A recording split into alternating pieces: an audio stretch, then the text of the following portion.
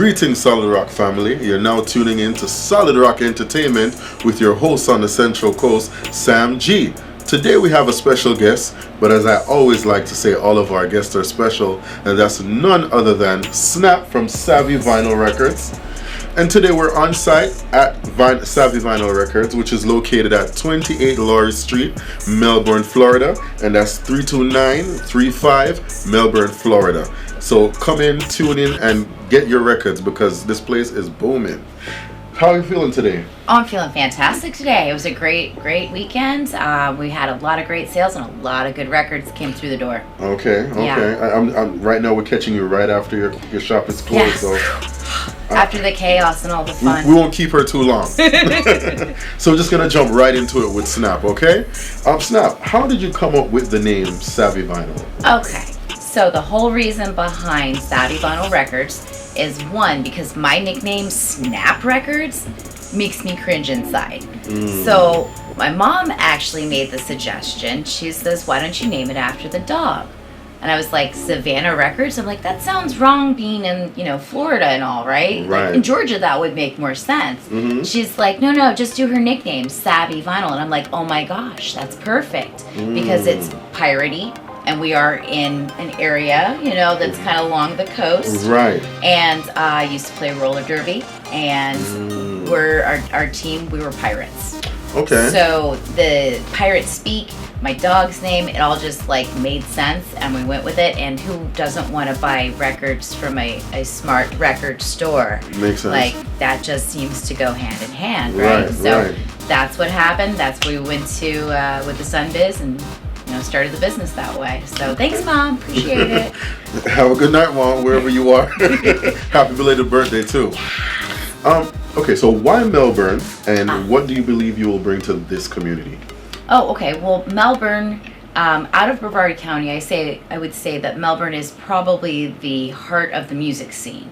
I feel like this is, if you're going to go see a show anywhere in Melbourne, normally or usually you're going to see it in Melbourne, because we have the college has their King Center there, and that's a nice venue. It's a large venue, and we have a lot of other smaller indie type bars where you'll see some of the newer musicians coming up, and even some headline names too, So I felt like I needed to stay in this general vicinity, and also to keep the same customer base that we had from the previous store where I'd worked and done my apprenticeship in. Okay. So that's kind of why we did that. As far as the community, I've been a part of the Melbourne community and Brevard community for a majority of my life. So I did also want to keep it in home base. Right. I've been here forever. And I'm okay with that. I love it here. Right. I moved over to Orlando for 4 years for college, and I miss this place so much. There's not really any place else like it, and I feel like that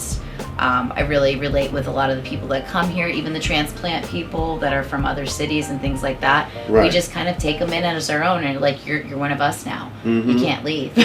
So you just previously you said that Melbourne you'd consider it to be a booming city when it comes to the music scene? Yes, I feel like this is where things are happening. This is where shows are going on. I feel like this is the younger community out of Brevard County, because Brevard County is kind of known for a little bit more of a older diagram, or what's the word I'm looking for? Retired. Yes, there's more retired people in this general area. It's a nice place to come and retire. It's a nice place to raise a kid too, though. So we're starting to see some different ages of groups of people coming in, and I get a lot of families. And the families that listen to music together, they tend to be a lot happier. I've noticed this. So, because if they're not listening to music, then they're probably just turning off and tuning into the television or hooking into their devices. This is something that's more interactive. They have to go out and look for it and seek it together. Right. And then they can listen to it together, or they can listen to it individually, which is great. And I think that really helps with not just community, but your own community as well at home. So I think that helps out a ton, and that's rewarding to me. So, most definitely. Now, based on the fact you talked about families and you talked about all that, now what would you want every customer to experience when they leave through these doors? When they leave through these doors, I want them to feel like they've made a great purchase, that they're super excited to listen to that album that they just had, and that they have more knowledge on something maybe they didn't know, Right. or some band that they hadn't heard of, or a singer or a writer for that matter. I want them to go and step away with more knowledge than when they came in. Right. Whether it's like mindless, useless facts, if it made them laugh, if it made them think, then we've done our job. Right. That's the way I look at it. And you got a ton of knowledge. Yeah. Yes, I feel mean- like that one guy on Cheers who has all the weird facts in his head. Yeah, Right, so right. I feel like I've got a lot of experience on that end, as far as music knowledge and or whether, it's applicable to your own life. Is art imitating life or is Right. life imitating art? It could go either way. So we like to point out those little things when we see connections. Right. Right. So that's what I want people to do, is have that connection. So. And with my experience coming here, they're in for a treat. We did a good job. All They're in for a right. treat. Satisfied customer. I am. What would you consider to be a long-term goal for Savvy? Oh, to take over the world. No. Okay. She does. I'm just kidding. Am I? I'm just kidding. No, seriously. What I would love to do is to expand the store. Okay. Not necessarily like another store front perhaps, but just expand the store, get larger. If we were to have multiple locations, that would be great. But my main goal is just to get more records. And that's the collector and the store owner in me. I feel like there's people are like, oh, you have so many records. I'm like, but do I? I mean, I feel like there could be more. Yeah, that's why I turned I've around. seen I'm like, larger stores, so I feel like I'm not hoarding. I'm just slowly letting them trickle out. You can't put all the good stuff out at once, because That's then true. people won't That's have any true. lunch money, and I can't have my customers passing out from not eating. So I remember there's those that. days. Yeah, college, fun times, ramen. High school. Oh High school. yeah, oh man, the Cuban grilleds from 7-Eleven. That's what I'm talking about. So far, what would you consider to be a big challenge for you in this business? A big challenge is trying to read or understand, to try and predict what music is going to have a lasting effect on people, what's going to stay. And it's tough now because we're kind of in a culture where things can get canceled really quickly Yeah. by something. So Yeah. you have to keep that in mind and look at the artists and what they're doing, not just in their music, but outside. It's very tough. It's similar like in Hollywood. You have an actor, what they're doing outside of what their acting is might Right. have nothing to do with the other, but it can affect each other. Correct. So trying to figure out what to keep your finger on the pulse of the music scene is a challenge. Right. But I like it because it keeps me on my toes. And as long as people are listening and I'm asking them the questions, what are you guys interested in? Right. What have you heard? Because I'm working here and I'm looking at stuff, but I only have the 2 ears. Right. And all my right. customers, they let me know what they're interested in or something that they might have discovered. And that's how we all learn and grow as a community. And that's how we diversify our music likes. Because I really like, if someone comes in and they say they only listen to like one genre, Yeah. I want to change their mind. I want to change their mind so much. So I'm going to introduce them to something that they previously might have judged, Okay. by the cover and thought, that's not for me. And then you put it Right. on it and it blows their mind. To me, that is really, really, that I was like, oh, haha. You did your work then. Yes, exactly. I like Right. a good challenge, most definitely, because when things get complacent, that's when Yeah, you're not in the yeah. right field anymore. If you get Right, bored, then you're not right. challenging yourself. Right. And I feel like you should always challenge. You should always be learning. And there's not enough hours in anyone's lifetime to listen to all the music that's out there, even though we can try. We can try our hardest. Well, you kind of knocked out the next question I was going to ask you was like Well, maybe I had right a in part that B. ballpark, because I was going to say, what's the feeling you get when someone comes in the store and they have an interest in learning about a record? Oh, You know? well, yeah, and definitely. I'm going to try and find those facts that they might not know. Maybe that song, or maybe they don't know about the artist's previous life, if you Right. would. Because there's some artists out there that have, one specific album, but you might not have known that, say, Pantera, for example, they're a heavy metal band, Yeah. right? But did you know that they used to be glam? No. Like Motley Crue with Hairspray and leopard pants, and yes, No. they used to be glam. So there's a perfect example. Yeah, I right? don't. Exactly. You never know. And I don't even know any of their songs. I just know the name Pantera. But you've heard of them. You know what that they're heavy metal. Right. They've been around for a little while. They're no longer, well, the original band is no longer together, but they're doing another tour with some new singers and players. But besides all of that, right. A lot of people, it's the little unknown facts that I like to blow each other's mind. And then customers will start telling me stories that I didn't even know things about. So that interaction right there is what people look for when they come to a record store. They want that sense of community. They want to start a perfectly good conversation with a perfectly good stranger. And that's how you make friends that you would have normally never even like run across in your day to day. Right. So that's why this record store is very tied in with the community, I think. So that's the fun part about it. Now, during the recent pandemic, Fun. vinyl sales spiked. Yes, they did. Even younger folks started to spark up an interest for vinyl. And even vinyl manufacturers didn't have enough hands to produce enough material at one point. What was your first-hand experience during those times? So I opened right at the beginning of it all. I opened the store.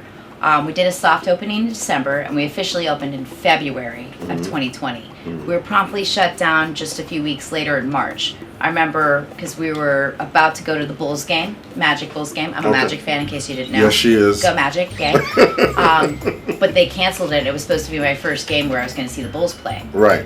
So I was like super freaked out and devastated. I was like, oh no, what's going to go on? I just opened my store.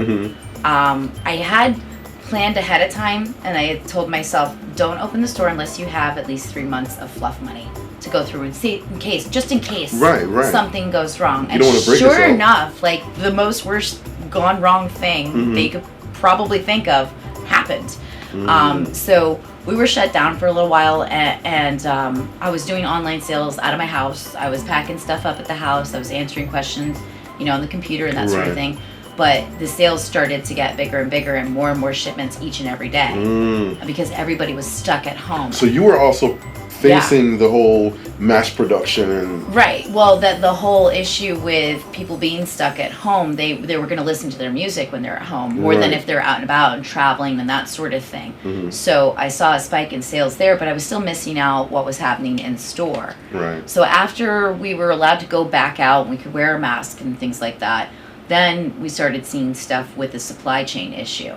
And I'm going to blame Adele for her 500,000 copies that she needed all at once. She did release her album during that time, She released her album, yeah. And like it should have come with a free bottle of wine. This was my opinion. Or grape juice, whatever you prefer. She made you work.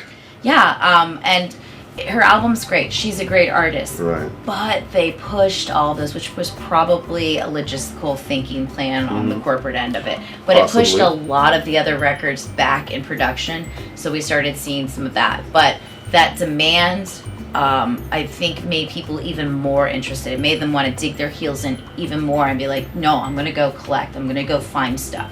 I'll search online. I'll scour what stores I can go to try and find it. And that's the other fun thing about records is the hunt.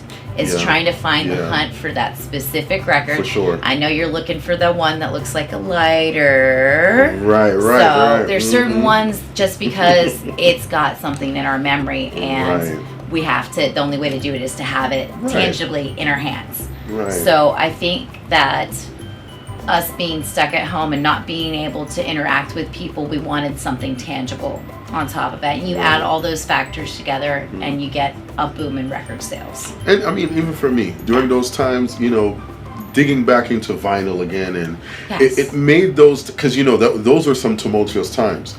So being, getting back into the record collection thing and all of that, it made things a little bit easier. Yes. Because it was some rough times. And music is a great music therapy to listen to. Right. If you're super angry and you put on angry music that's even angrier than you are, then it's like a release. But also what I'm saying is that it made us, have something else to do. Yes. Because there was, at times that could have gotten challenging. It's an escape. We're stuck at home. Yeah, it's an escape. Music is an escape. But it's also a nostalgia Right. And it's many things. It's nostalgia, it's art, it's music, it's an escape for someone. Right. It's a connection for others when they share it with someone. Of course, yeah. So I feel a conversation like, starter. right, exactly. It gets the ball rolling when most other things wouldn't. Right. Or most other people would not care, but there's a lot of people that are super passionate about music, and people that say that they don't like music, I'm pretty sure they might be psychopaths. You might want to walk away. So either way, I feel like it's definitely, if that hadn't happened, I don't think it would have boosted. I think it still would have gone better, but I don't think it would have been as intense as it has been in the past, like, year, 2 years. So okay, that's where I kind of feel like that went. So now we're in February 2023. Yes. What's the future for vinyl? The future for vinyl, I am going to make a prediction. I have a feeling that we're going to see multiple new plants, open pressing plants. So we're going to start seeing records that haven't been pressed in years and years actually getting reprinted, and we might see colors. I'm starting to see lots of color vinyl come out with splatter and half and half. So that being said, what's the future for vinyl? Future for vinyl. Well, I'd have to say that I'm going to predict that we're going to see almost every single artist that is putting out new music. I'm gonna say that we're probably going to see it on a vinyl option as well as like downloads as far as streaming. I think at some point that when those releases come out, it's possible that with the production, with more pressing plants being made and coming into the reality of actually being able to put out the demand for it, that we're going to see every artist, when they go to release a song, we might see it actually come out on vinyl the same day that it gets released on stream. Okay. That's kind of what I'm hoping for. So then we can actually see, does streaming still overtake vinyl? I would love to see vinyl take over streaming. That would be amazing. But it's super easy to just hit a button. Right, and it doesn't usually cost anybody anything to do that, depending on whether they're putting it out there for free or not. But I feel like musicians are going to see the value of having their music on vinyl because they're going to reap the benefits of it. Right. The record company gets their cut, of course, but they're also going to get their cut of it. And for us to go back to a tangible type of product, that is going to make a big difference, I believe, on their end. They're going to start seeing that, and they're going to want to do that. They're going to want to put more effort into the artwork, into the vinyl, that sort of thing. So we'll see that happening. And not to take away from streaming or vinyl, but I mean, I appreciate streaming too as well. You know, so, but I'm a purist, so you know me. No, I got you. I'm gonna take my side. I'm gonna. We can make a bet right now. Let's go. I got a quarter. All right. So more than just the music. I'm sure having a record store opens the door to meeting great people. Yes. And it probably turns into great friendships. Sure. Do you have a top customer? I mean, of course, you're one of our top customers. Here's your award. Would you like to make a speech? We have a lot of regulars that are amazing, and they're all different, and they love to visit us. I'm sure we could go and check the rewards program to find out who comes the most, but we definitely have our favorites. Yes. Anybody that brings us candy or food or snacks automatically gets put into the top 10. We like chocolate. We like shakes. And they're for the kids. Or candy. Yes, we like the little kids. ones. Savvy's for the kids. Sure, yes, definitely. That's it. That's exactly right. But no, I have at least, every customer's amazing. Right. Even if I've only seen them the one time, I want them to feel like this is home and they feel comfortable and they can come visit their friends here anytime, so that's what I think about it. All right. Yeah. So what's something about you that surprises people when they first hear it? Well, I kind of mentioned it earlier, but a lot of people look at me and like, I'm short, I'm 5'2". I'm like maybe 125 soaking wet, right? So when I tell them that I played roller derby for 11 years, that usually shocks them.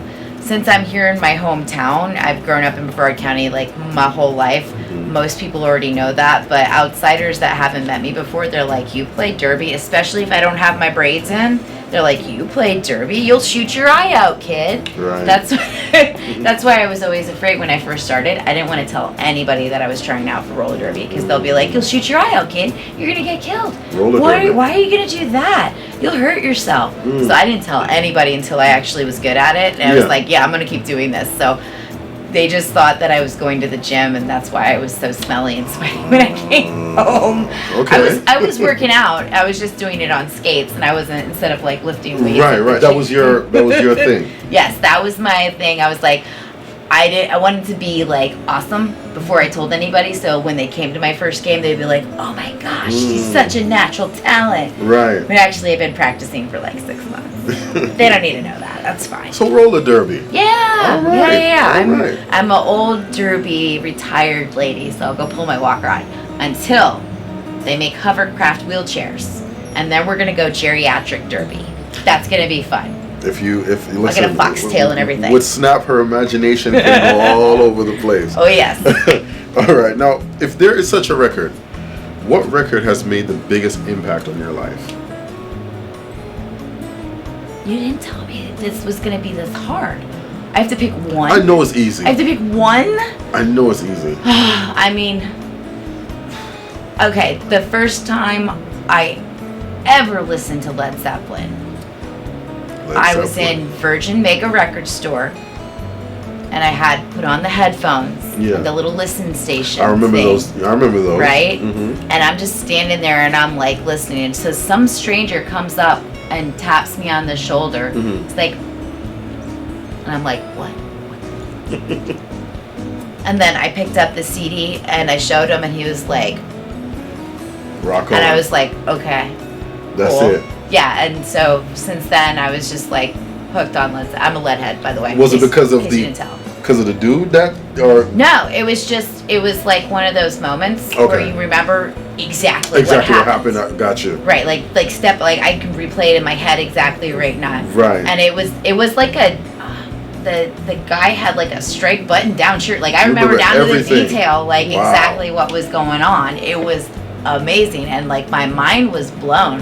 Of course, I bought that and like 3 other CDs at the time, because at the time I didn't have my record player with me. It was packed up because I was in college, so I had no way to get to it. I was still buying records, but they didn't have those there, so I just got what I could, and it had the remix. Now that CD is probably still in my giant zip around Case Logic, which was the worst thing to do because it'll scratch your CDs. They do. Just keep them in the cases, kids. Okay. Yeah. All right. That's my only word of advice. And BMG, I don't owe you any money. I paid you all. BMG.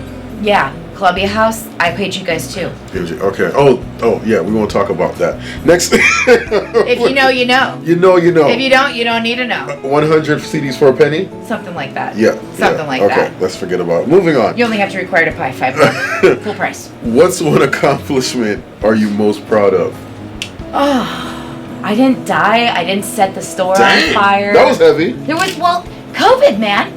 We're in after times now. Think about it. We survived. Okay. All right, you're right. We survived. You did. We're here. And those that did not don't have to deal with all the chaos that we're seeing right now. So they might have, maybe they looked out. We don't know yet. Yeah. But I mean, they just shot down a UFO. We don't know. We don't know. I'm just saying, if Snap the end your times, imagination. if the end times are coming, I'm busting out my David Bowie Aladdin Sane MoFi that's still sealed, and my Weezer Blue album on blue marble that is still sealed, which is also a MoFi. Those are getting broken. We're playing those. Oh man! It's either the world's ending when the UFOs and the aliens You are come. prepared for this. I'm ready. I'm ready to go. I have a plan. After that, I have no idea. It's just game on. Let's go. It's gonna get crazy. So what's the accomplishment, really?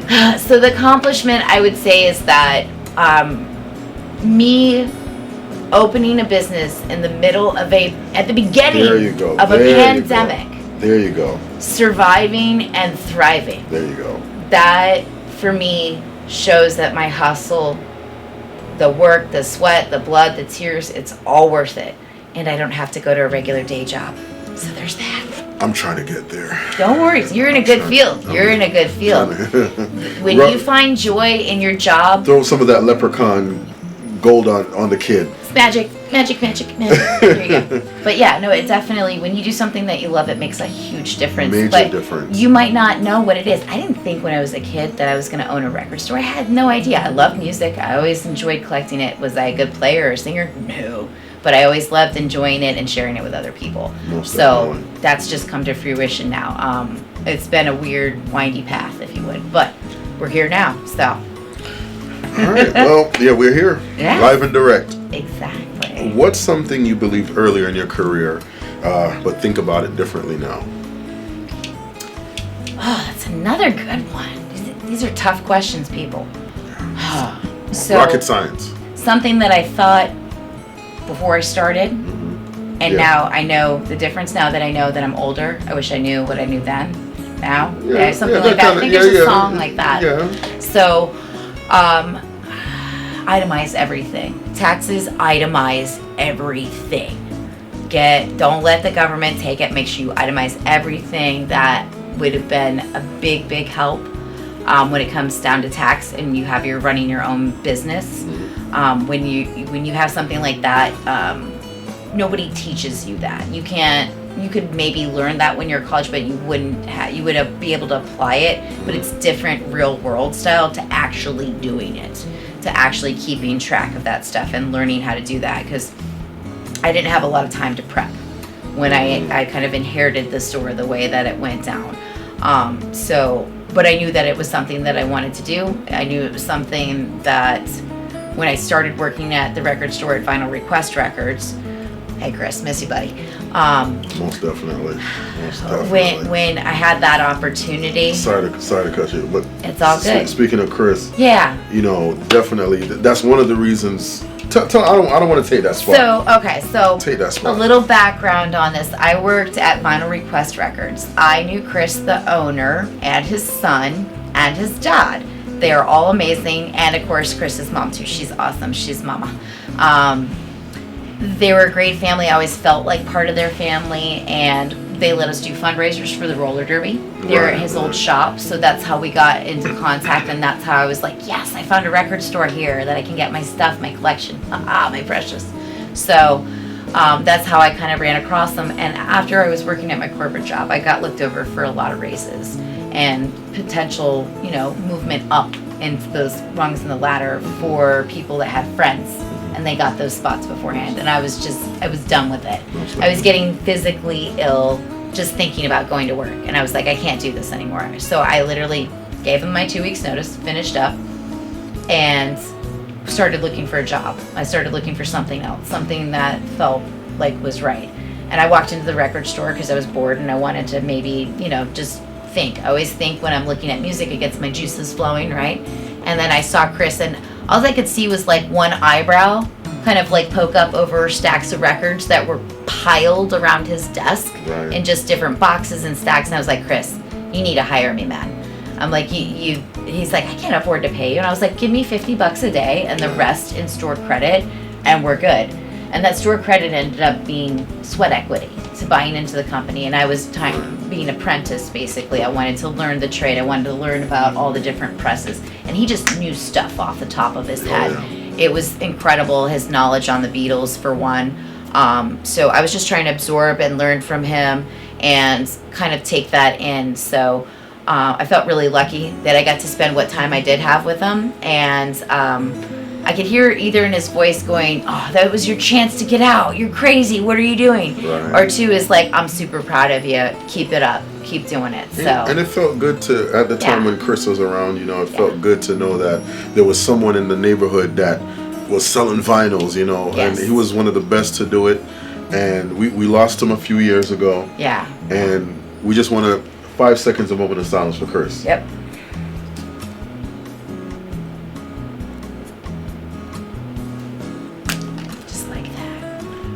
That's how it goes. Keep on rocking in the free world. He likes to say that. Neil Young quoted, that was his favorite Neil Young quote. I remember, I think it was him and his son one day, they just wanted to answer the customers with like Elvis, like, do you have Arrested Development? That was their thing. They like to play games for sure. Him and Tony were amazing. They worked really well together, and I felt like me and my mom have that dynamic too, so that helps out a bunch too. So, well, she keeps me in check, and I keep her in check too. Most definitely. Well, keep resting up, Chris. Yes, sir. And now we've come to the close of the interview, but before we close off, we're in February, and February is officially known as Reggae Month. Yeah. Now, how does Savvy and reggae come together? How does those? Oh, we love reggae. I can't keep it in stock. That's the thing. People are coming in and they're snatching up all the good stuff really quickly. So I always try to keep an eye out for it at estate sales specifically because I need that section to be larger. Right. And I don't mind ordering 180 grams, but I like to find the originals better. I want variety. Right. I want the reissues and I want the OGs as well. Right. So because everybody has a different style of collecting or listening. Right. Of course. Some people only want originals. Some people only want 180 grams. Some people just want stuff to listen to. They're just listeners. Right. So I try to have a little bit of everything. Mm-hmm. And Augustus Pablo, my fave. So just saying. Oh, I was just about to ask you, who is your favorite Augustus artist? Pablo. Augustus for sure. Pablo. And it's just instrumental. Right. So, right. But it's so chill, and sometimes that's all you need. I mean, you could just sing over top of it if you wanted to. Right. And of course, right. Bob Marley's amazing, but he's like the obvious choice. So right. I don't always want to go. What about obvious. Dennis Brown?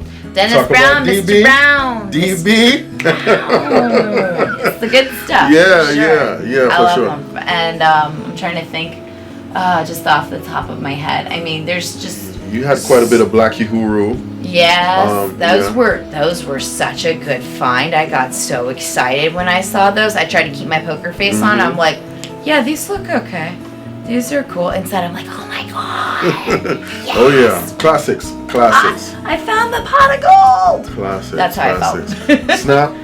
Pleasure. It was a pleasure having you. Oh, I had my that was pretty strong. Snap. I was trying to get a snap in there. It was a pleasure having you in Solid Rock Entertainment. I can't wait for everyone to see this. Yes. A ton load of knowledge. Again, anyone in town, out of town, whenever you're in Melbourne, Florida, make sure to come to Savvy Vinyl Records. You can't lose. You can give us the call. That's right. Or a call. If you're young, you call like this.